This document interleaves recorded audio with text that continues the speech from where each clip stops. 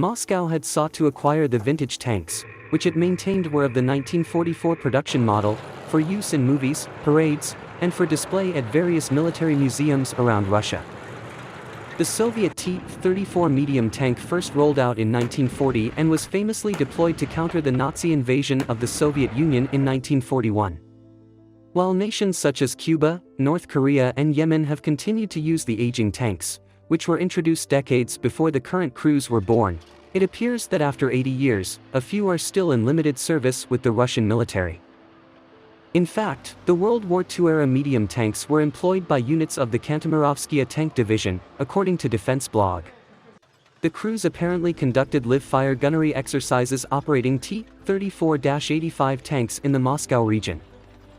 The training exercise took place on the eve of the 80th anniversary of the start of the Soviet counteroffensive during the Battle of Moscow.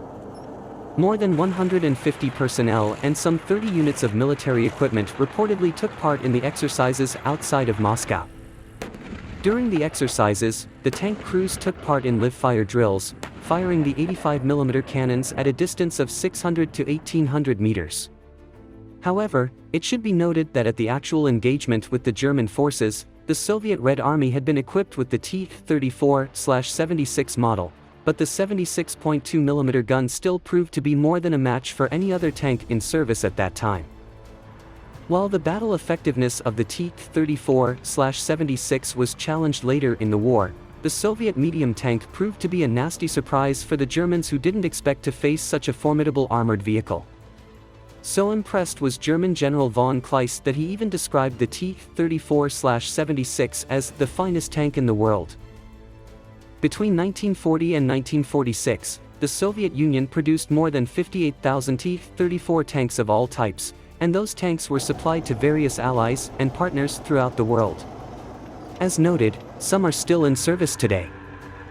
It is likely the T-34 tanks used in this recent exercise may have been some tanks that Russia acquired from Laos in January 2019. The Southeast Asian nation sold around 30 of the tanks back to Russia as part of a three-way deal also involving Vietnam. Moscow had sought to acquire the vintage tanks, which it maintained were of the 1944 production model, for use in movies, parades, and for display at various military museums around Russia. It was reported at the time that Laos had been the last operator of the World War II-era medium tanks, but that was later proven wrong as images appeared last year of the tank still being used in Yemen. Meanwhile, other experts noted that the tank was in service with North Korea and Cuba, as well as in the militaries of the Republic of the Congo, Guinea, Guinea-Bissau, Namibia and Vietnam. There are actually hundreds of surviving T-34s around the world, and many are on display in museums and used as war memorials. Many demilitarized models are now in private collections as well. However, while it is possible to buy one for as little as $40,000, owners won't get the chance to fire the guns like those in the Kantemirovskaya tank division.